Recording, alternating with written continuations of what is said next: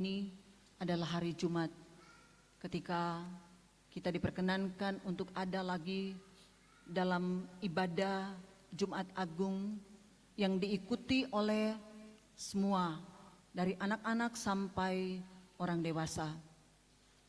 Jumat Agung sering dihindari karena bacaan Alkitab yang sangat panjang. Tapi inilah bagian dari ketika gereja memberitahukan, mengedukasi jemaat mulai dari anak-anak. Beginilah Tuhan kita Yesus Kristus mengalami kesengsaraan sampai mati di kayu salib dan mengalami begitu banyak hal yang menyedihkan dan yang mengerikan. Yesus yang tergantung selama 6 jam di kayu salib. Kita membayangkan, mungkin kita saja yang berdiri selama beberapa menit, kita sudah capek. Oleh karena itu biarlah dengan sukacita kita mengikuti ibadah ini. Saudara-saudara, hari ini termasuk hari yang paling bersejarah dalam iman Kristen. Hari di mana mata dan hati kita terarah kepada Yesus Kristus yang menjalani via dolorosa atau jalan sengsara. Ia menjalani semua proses penderitaan yang puncaknya mati di kayu salib dengan kesetiaan dan ketaatan. Kisah dari Taman Getsemani sampai di Bukit Tengkorak merupakan kisah yang sedih dan dramatis. Ada pengkhianatan, ada penolakan, hinaan, penuh derita, sengsara, dan kematian. Namun kisah ini bukan Jumat penderitaan dan duka cita atau Jumat berkabung. Jumat Agung menunjuk pada peringatan kematian Yesus Kristus di kayu salib. Kata agung menunjukkan keagungan dan pentingnya peristiwa kematian Yesus Kristus dalam kehidupan iman Kristen. Kematian Yesus Kristus merupakan korban yang dipersembahkan untuk menebus dosa manusia. Jumat Agung yang sering kita dengar dengan istilah Good Friday.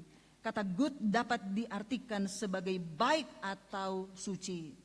Jemaat yang diberkati Tuhan, setelah semua penderitaan yang dialami Yesus Kristus pada detik-detik terakhir kehidupannya dalam proses menjalani karya penyelamatan yang dramatis dan mengerikan, Lukas menulis, sekalipun hari itu panas terik, kira-kira jam 12, lalu kegelapan meliputi daerah itu sampai jam 3 pada ayat 44 bacaan Lukas tadi.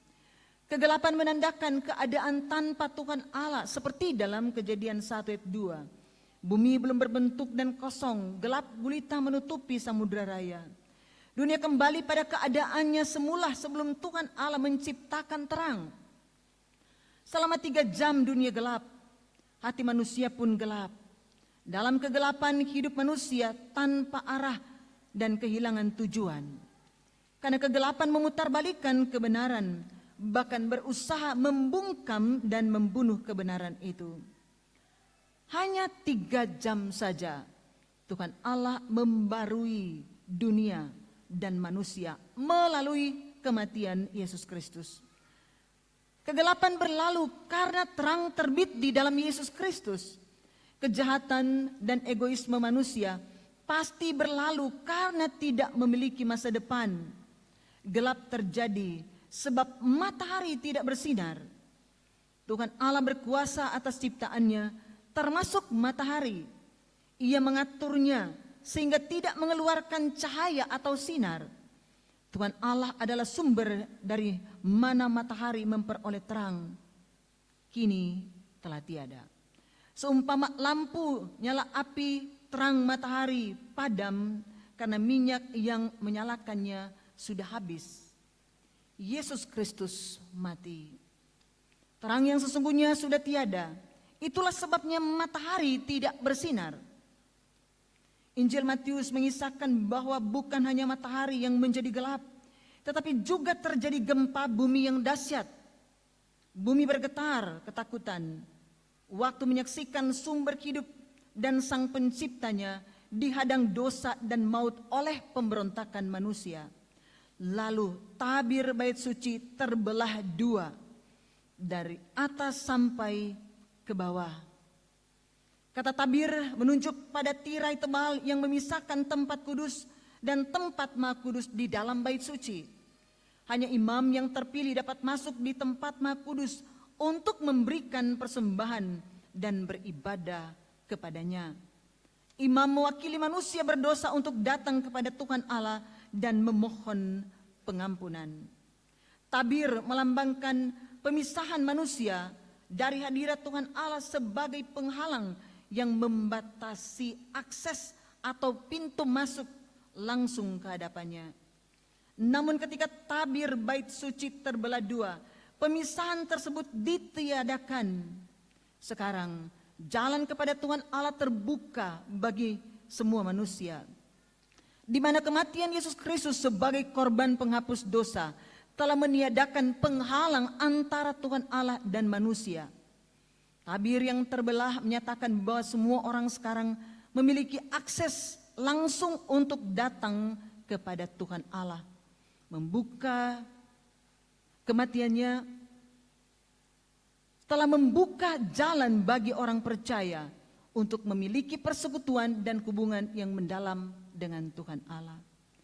Kemudian Yesus Kristus berseru, "Ya Bapa, ke dalam tangan-Mu kuserahkan nyawaku." Makna doa ini sebagai bentuk ketaatan melalui penyerahan total kehidupan Yesus Kristus pada Allah sebagai Bapa yang telah mengutusnya untuk menebus dosa manusia melalui penderitaan dan kematiannya. Lalu ia menyerahkan nyawanya. Yesus Kristus sepenuhnya menyerahkan totalitas kehidupannya kepada kehendak Bapa. Ia menunjukkan keyakinan dan ketergantungannya kepada Bapa yang berkuasa atas hidup dan mati. Maka Yesus Kristus mati dalam kehendak Tuhan Allah, bukan kehendak manusia atau iblis. Ia mati dalam kebenaran dan ketaatan yang sempurna pada Tuhan Allah dalam menggenapi penebusan. Jemaat yang diberkati Tuhan, dari apa yang terjadi pada Yesus Kristus yang disaksikan oleh tentara Romawi, membuat kepala pasukan memuliakan Tuhan Allah, katanya, "Sungguh orang ini adalah orang benar." Sebuah pernyataan dan pengakuan iman percaya tentang Yesus Kristus yang tersalib. Tuhan Allah tidak menyembunyikan kebenaran kepada orang non-Yahudi. Tuhan Allah tidak diskriminatif dan tidak pilih muka. Tuhan Allah memberikan kepada orang yang percaya maupun orang kafir kemampuan untuk mengenal kasih dan menghormatinya. Orang banyak yang menyaksikan penyaliban Yesus Kristus pulang sambil memukul-mukul diri atau memukul-mukul dada. Mereka sadar dan menyesal atas semua perbuatan dan kesalahan yang mereka lakukan. Di samping itu, semua kejadian yang terjadi pada Yesus Kristus dan reaksi baik kepala pasukan maupun orang banyak disaksikan orang-orang terdekat daripada Tuhan Yesus Kristus. Menjadi saksi hidup atas kematian dan semua yang telah terjadi. Dicatat bahwa kejadian-kejadian itu disaksikan dari jauh oleh 3 perempuan murid Yesus Kristus yang setia mengikutinya dari Galilea, yaitu Maria Magdalena, Maria ibu Yakobus dan Yusuf, dan ibu dari anak-anak Zebedeus. Artinya, kematian Yesus Kristus adalah nyata, ada saksi matanya. Peristiwa kematian Yesus Kristus di kayu salib bukanlah hoaks atau dusta seperti yang dipikirkan oleh orang banyak. Jemaat yang diberkati Tuhan, setelah Yesus Kristus mati, reaksi juga datang dari seorang yang bernama Yusuf, anggota majelis besar atau anggota mahkamah agama, Sanhedrin. Seorang yang baik dan benar, berasal dari Arimatea, sebuah kota Yahudi, dan ia menanti-nantikan kerajaan Allah. Ia menolak keputusan dan tindakan majelis yang telah menghukum mati Yesus Kristus. Lalu ia menghadap Pilatus dan memohon agar mayat Yesus Kristus diturunkan dan dimakamkan. Permohonannya diterima. Ia mengapani atau membungkus mayat Yesus Kristus dan menguburkannya di gua batu. Sebab hari itu adalah hari persiapan Sabat hampir mulai. Pengikut Yesus Kristus pun, yaitu para perempuan, ada di sana menyaksikan apa yang dibuat oleh Yusuf. Mereka kembali dan menyiapkan rempah-rempah, minyak mur atau minyak wangi sebagai bahan pengawet dan pengharum untuk mayat Yesus. Jemaat yang diberkati Tuhan, bagi gereja, Jumat Agung merupakan hari yang penuh makna untuk mengingat dan merenungkan serta memaknai penderitaan, pengorbanan, dan kematian Yesus Kristus demi menebus dosa kita. Tabir bait suci terbelah dua memberi tanda kepada gereja bahwa tidak ada lagi sekat pemisah antara kita dengan Tuhan Allah dan dengan sesama.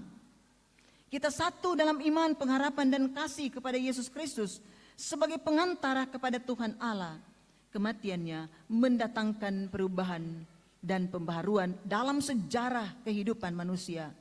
Sebab semua orang mengalami berkat keselamatan yang dikerjakan oleh Yesus Kristus.